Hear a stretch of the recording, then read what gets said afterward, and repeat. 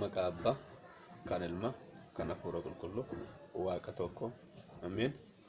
በስመ አብ ወወልድ ወመንፈስ ቅዱስ አሐዱ አምላክ አሜን። መቃ አባ kan Ilmaa, kan Hafuura Qulqulluu, Waaqa tokko. Ameen. Kabajamtoota jaallatamtoota maatii Waaqayyo, ijoollee haadha keenyaa Qulqulleettii Dubroo Maariyaam, biyya keessaa biyya alaa teessanii kan hordofaa jirtan akkam jirtu, akkamiin turtanii irra deebiidhaan hordoftoonni firii Tawaahidoo tuubii akkam jirtu, akkamiin turtanii, akkamiin sa'aatii kana eegdanii galanni Waaqa keenyaa, uumaa keenyaa, qoricha keenya Yesuus Kiristoosiif haa ta'u. Deessuu haadha isaa Qulqulleettii Qulqulloota, abdii cubbamoota, waadaa fannoo jala wabii ijoollee Addaam kan taate deessuu haadha Waaqayyo Dubroo Maariyaam, maqaan isheellee kan ulfaate, kan ol jedhee kan kabajame nuuf haa ta'u. Ameen. Maatii Waaqayyo hundumti keessanuyyuu baga guyyaa har'aa geessanii. Guyyaan har'aa guyyaa addaadha. Guyyaa yaadannoo bara baraati. Guyyaa itti gooftaan keenya Yesuus Kiristoos gadaama Qorontoosiin deemee bultii 40 kan inni soomedha jechuudha. Kunis soomuun isaa nuuf fakkeenya ta'uufidha, nuuf nu barsiisuufidha. Kan inni kenne hundaa nuti immoo fakkeenya godhannee duukaa bu'uun dirqama keenya yookaan dirqama kiristaanummaadha. Maaliif fakkeenya adda addaadhaan barsiisaa ture Waaqayyo gooftaan keenyaa jechuudha. Kanaaf maatii Waaqayyo hundumti keessan baga sooma guddicha bara 2014 sooma qabaa nagaadhaan geessanii. Ameen. Baga walumaan ittiin nu ga'e Waaqa eegee tiksee geggeessee hundumaa dabarsee guyyaa har'aa kanaaf nama galataa nu taasisee nu ga'eef galanni isaaf haa ta'u.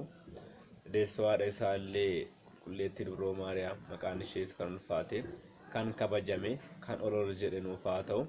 Ameen. Maatii Waaqayyo baga geessanii jecha baay'eedha kan har'a ga'uudhaaf hawwe. Baay'eedha kan karoorse har'a ga'uudhaaf, garuu har'a ga'uu hin dandeenye.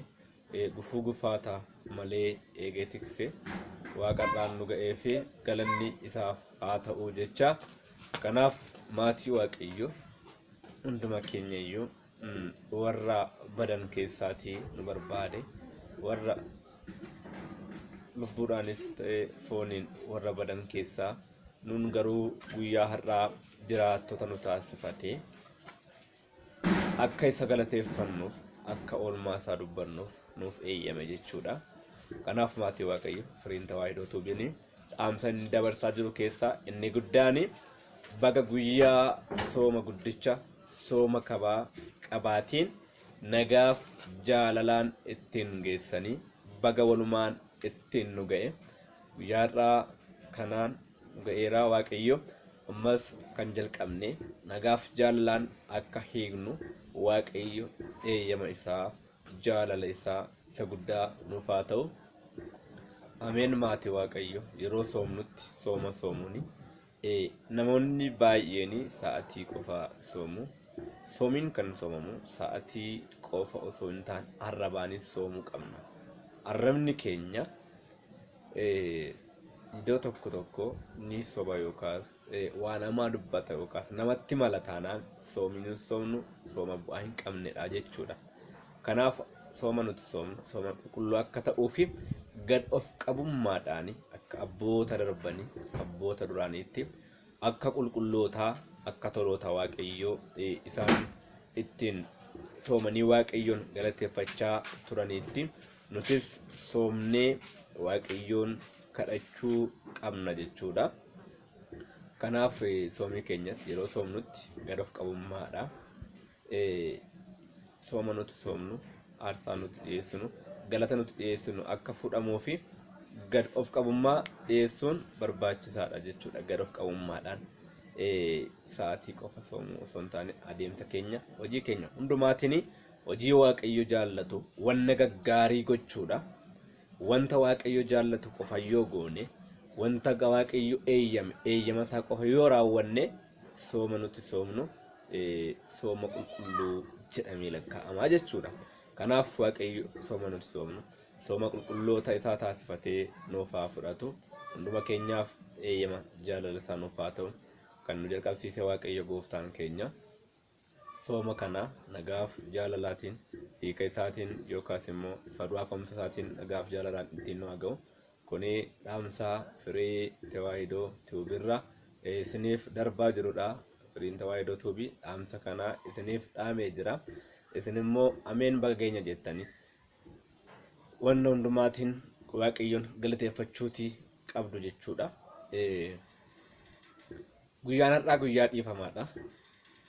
Guyyaan kun guyyaa dhiifama itti walii godhanii kiristaanni kamiyyuu soomatti osoo hin seeniin dursa dhiifama waliif godhee wanna darbeef qalbii jijjiirrate soomee sagadee waaqayyoon gammachiisuu qabaa jechuudha. Kanaaf guyyaa har'aa dhiifama kanan jedheefi waaqni abbaan dhiifama isaa nuuf haa godhuuti. Firii tawaahidoo tuubiinis dhiifama isin gaafachaa jira. Maaliif firii tawaahidoo tuubiin dhiifama nuuf gaafata yoo jettan?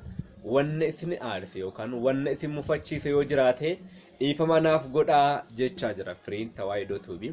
Kanaaf iyyuu hordoftoonni firii tawaahidoo tuubii dhiifama godhaa fi firii tawaahidoo tuubiitiif jecha guyyaa har'aa kana dhiifama yeroo 77 dhiifama isin gaafateera firiin tawaahidoo tuubiin. Kanaaf isin immoo dhiifama kan isin jedhe dhiifama gootanii fi dhiifama nuti waliif goone waaqayyo abbaan dhiifama nuuf godha waan ta'eef dhiifama isin jedheera.